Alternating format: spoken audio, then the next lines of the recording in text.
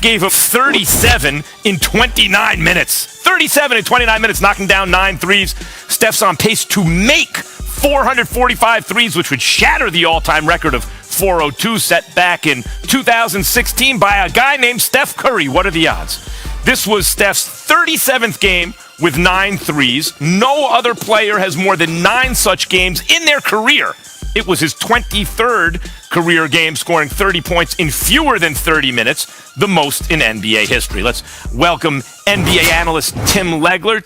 Legs, what's going on? All right, so the Warriors dismantle the Nets, and they still even haven't gotten Klay Thompson back yet. We know he's been cleared for full contact drills. How close, here's my question, how close to the pre-KD Warrior championship Warriors teams is this Warriors team right now, do you think?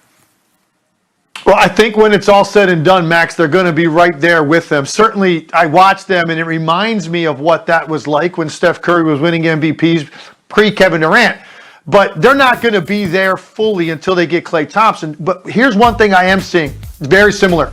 Their defense, the quickness, the versatility, the number of things they can switch, the young, active legs that they have with some of their role players. This team plays with a tremendous amount of energy, and they're number 1 defensive rated team in the NBA. So that reminds me a lot of those teams, because those teams never got enough credit defensively because we were so focused on this shooting display that we had never seen with Steph Curry and Klay Thompson. So when it's all said and done and the smoke clears, I actually think this can be on par with those teams. And clearly right now, they are the favorite. This is the best team in the NBA, and they're going to get better. So the only question that remains is, can any of these other teams that right now are missing pieces, when they get those guys back, can they close the gap? Brooklyn, obviously, one of those teams with Kyrie Irving.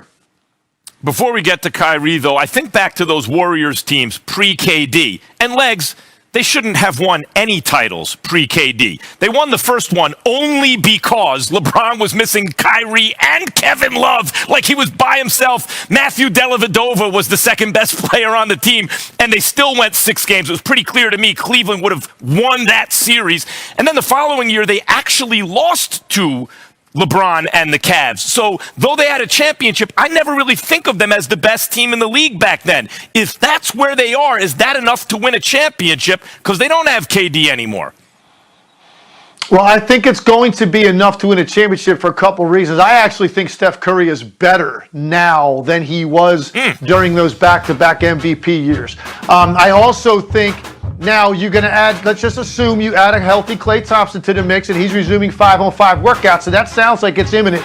It's right around the corner.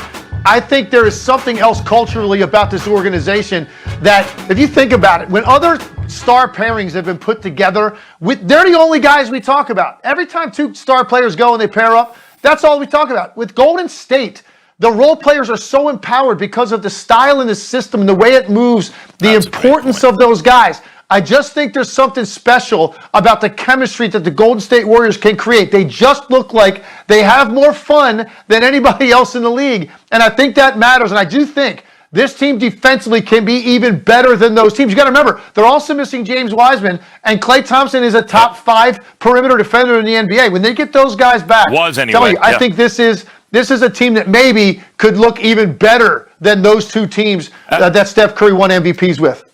It's a great point. If you have Steph and Dre, that's really the team. The guy who reinvented the game and his pick and roll partner that do everything on defense, can play 5 out with him guy.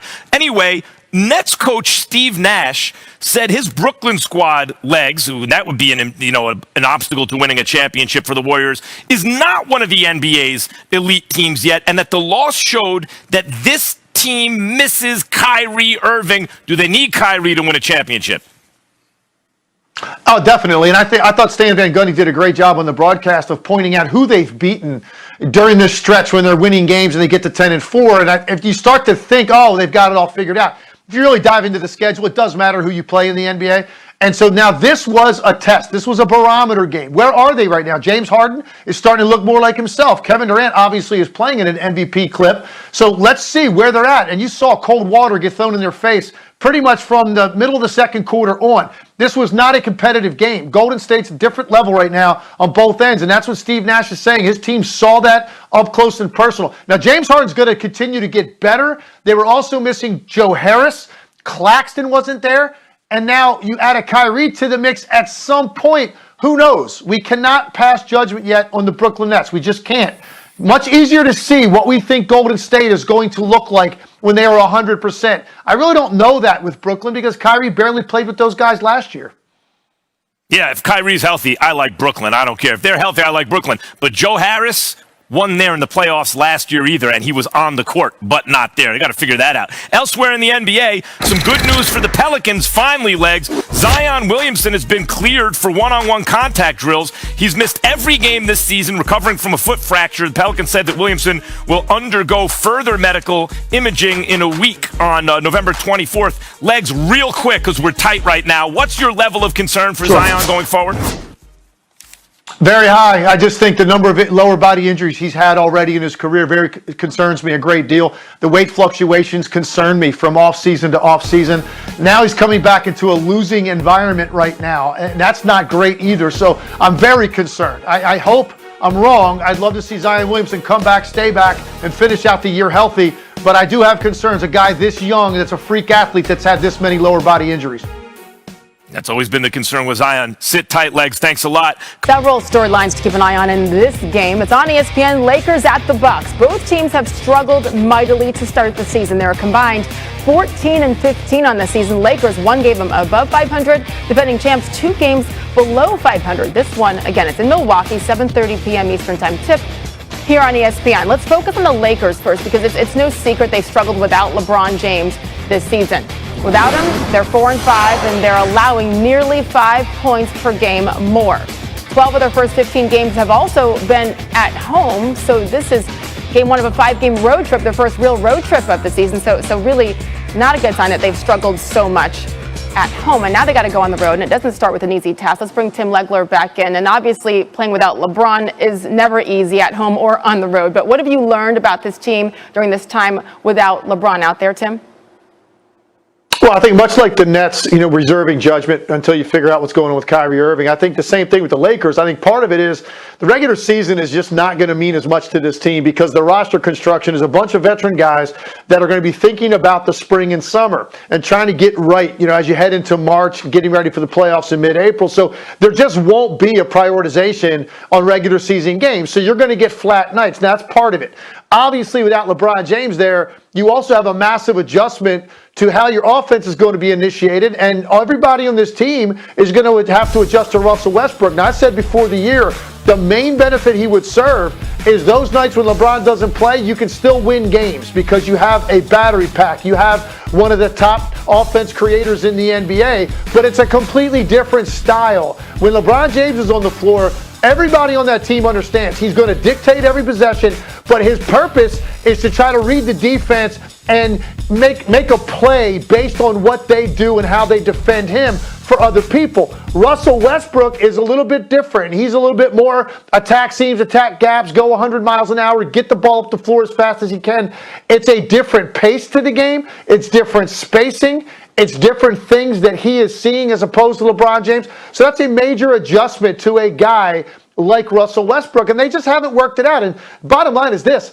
I need to see a month. Give me a month, just 15 games or so of LeBron, AD, and Westbrook together, healthy, and see what that looks like. Because until that happens, how can you really know what their ceiling is? It's very similar to what I said with Brooklyn and Kyrie Irving and some of these other role players that are out right now. But this is a massive situation with LeBron and Westbrook and the way that they play as ball dominant as they are, to have no time together really, to sort through that on the court, really impossible to know what it's going to look like. Yeah, and it's not just Russell Westbrook. I mean, they added 8 veterans this offseason, so it's going to take a minute for this team to figure everything out. And when LeBron James comes back as well, which could be, according to our reports, could be Friday when they're at Boston. Speaking of underachieving teams, the team that they're playing tonight, the defending champs, Milwaukee Bucks, have not looked good, Tim. Why? And how confident are you that they can turn this around? I think there's two big reasons. I think, first of all, look, there's a natural tendency to not be quite as hungry at the start of a year in which you just won a championship. Your franchise's first championship in 50 years. So there's a natural tendency to do that because that's definitely there. Now, I'm not worried about them coming around with that mindset because it's going to get there. The bigger issue is they have not had Chris Middleton, and what that means is they're an incomplete team offensively.